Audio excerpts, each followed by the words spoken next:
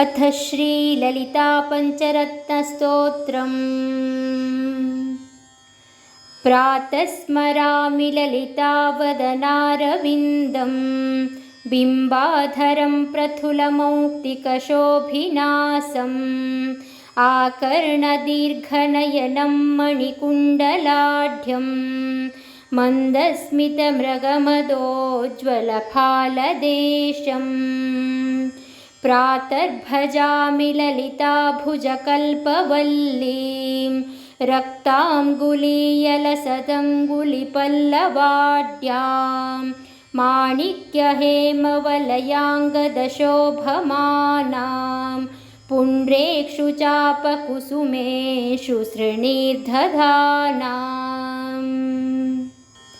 प्रातर्नमामि ललिताचरणारविन्दं, भक्तेष्टदाननिरतं भवसिन्धुपोतं, पद्मासनादिसुरनायकपूजनीयं, पद्माङ्कुशध्वजसुदर्शनलाञ्छनाढ्यम्। प्रातस्तुवे परशिवां ललितां भवानीं, त्रय्यन्तवेद्यविभवां करुणानवाद्यां, विश्वस्य सृष्टिविलयस्थितिहेतुभूतां, विद्येश्वरीं निगमवाङ्मनसातिधूराम्।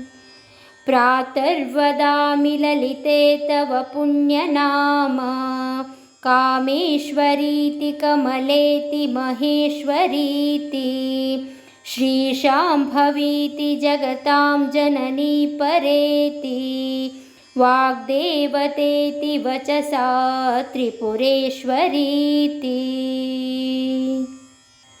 यश्लोकपञ्चकमिदं ललिताम्बिकायाः, सौभाग्यदं सुललितं पठति प्रभाते, तस्मै ददाति ललिता झटिति प्रसन्ना, विद्यां श्रियं विमलसौख्यमनन्तकीर्तिम्, विद्यां श्रियं विमलसौख्यमनन्तकीर्तिम्। इति श्रीमच्छङ्कराचार्यविरचित ललितापञ्चरत्नस्तोत्रं सम्पूर्णम्।